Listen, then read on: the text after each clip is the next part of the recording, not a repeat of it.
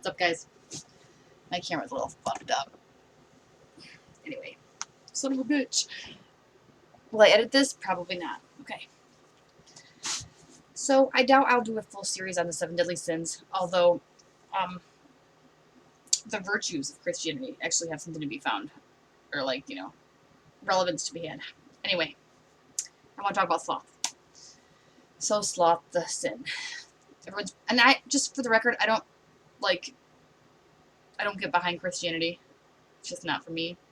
But the concept that there are certain things you can do that are condemnable, I think it's feasible. I think they're few and far between, things that are condemnable beyond redemption, but I do think that they exist. And I think sloth is a primary example of that. So sloth isn't about being lazy in your physical form. A lot of people think, yeah, okay, so you've seen the movie Seven, you think you got it all figured out. Do a little research. Sloth, the sin, is supposed to represent spiritual sloth, like not giving your time to worship. Or, for example, think Dogma, the movie, going to church to do your checkbook instead of to feel the grace of God. Any God, whatever God you're into. I was shocked I couldn't think of a lot of examples. But I don't have a religion, because I'm not a fucking fool. No offense, guys, but find your own path of spirituality to the infinity, whatever. Don't follow somebody else's. Religions are made by man. That's the problem.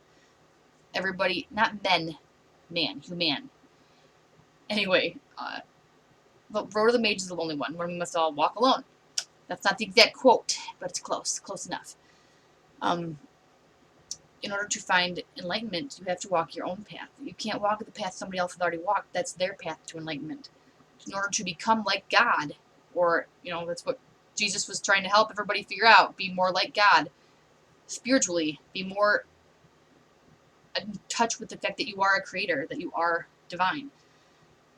If you want to do that, you can't follow somebody else's path. It's not going to lead you to your divinity. You might be able to exalt somebody else's divinity. Putting all your energy into their way will help them ascend, but it won't help you. You have to find your own way. I'm not saying that other people's path can't lead you to find your own way. I'm just saying, bottom line is, if you want to exalt, if you want to become more, then you're going to have to find your own way. And to be sloth-like spiritually will prevent you from doing that. You have to fight for your belief. You have to be willing to. Personally for me, an agreement I made a long time ago, it's something that I gathered from the Dragonlance books, Dragonlance Chronicles, everybody, check them out. D&D kind of world, I think exactly, actually. But my point is this. Raceland made an agreement with Lunatari, the Red Moon, that he would never not claim his magic, his belief in magic. And that's the agreement I took on when I was a young child, before 6th grade, or maybe in 6th grade. I remember in 7th grade, I finally found somebody else who read the book, so I'd already made the agreement by then. But that's part of my spiritual action, is that when someone denounces what I believe in, I will speak my truth. That's me not being sloth. It's not about sitting on your ass and eating cupcakes and cookies, even though you're probably not going to find a whole lot of spiritual growth in that unless you worship a god of sweets. And yes, there are spirits of sweets. If that's how you find your path to enlightenment, then so fucking be it, You just have to touch the universe, find your way, don't just be in this physical realm. Whatever you're doing, let it become more. But back to my point. So for me, to be slothful spiritually would be to not speak up in my belief in magic. We all remember the Peter Pan thing about fairies. I'm not going to say it because I'm not a piece of shit. I'm not going to go there. But every time it's said, I clap my hands because I owe a lot to the fairy people.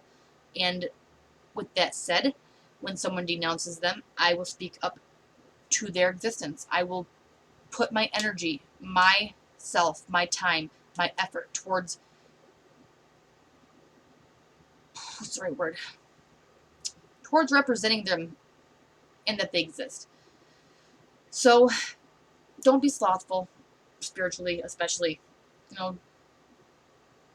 Exist within your spirituality. Don't just let it become lip service.